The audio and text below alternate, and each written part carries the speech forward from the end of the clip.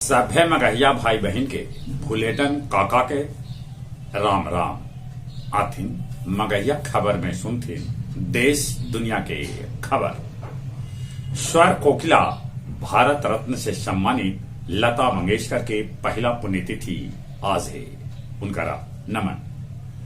प्रधानमंत्री नरेंद्र मोदी आज बेंगलुरु में भारत ऊर्जा सप्ताह के करतन उद्घाटन वो टुमकुर में हेलीकॉप्टर कारखाना देश के करतन समर्पित। बिहार में ई बछर धान के खरीद लक्ष्य से 11 लाख मीट्रिक टन कम होल है। आटा 2 से 3 रुपया प्रति किलो हो सका है सस्ता। रेपो दर में 0.25% के हो सका है बढ़ोतरी। अब सेना में जनावर की जगह रोबोट करत काम। के पाठक के खिलाफ बादशाह कैलक आंदोलन के फैसला। 1 दिन के रखल सामूहिक उपवास।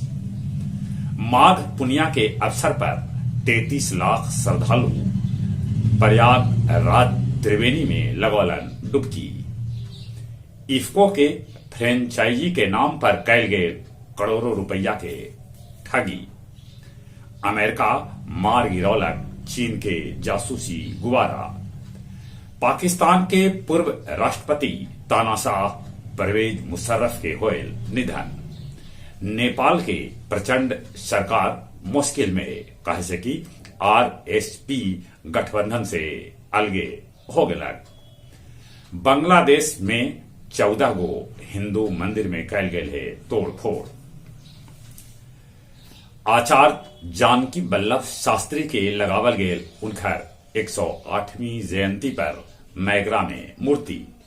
माघ पुनिया पर विष्णुपद देवघाट में कैल गेल फल्गु महाआरती। पीस एसोसिएशन ऑफ इंडिया गया जी में 16 मार्च से आयोजित करत 4 दिवसीय विश्व शांति महोत्सव। 12 चट्टी में 40 एकड़ में लगल अफीम के फसल पुलिस कैलक नष्ट। और कुछ खेल के समाचार।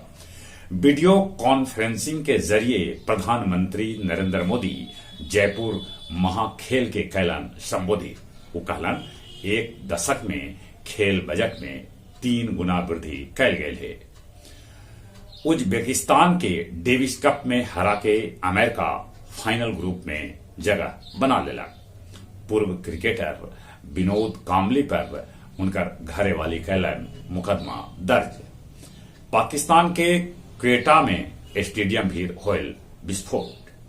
सैफ महिला 20 फुटबॉल में भारत और बांग्लादेश के बीच खेलल गेल मैच ड्रा रहा। चली एक बार फिर से अपने सभी के भुलेटन काका के राम राम।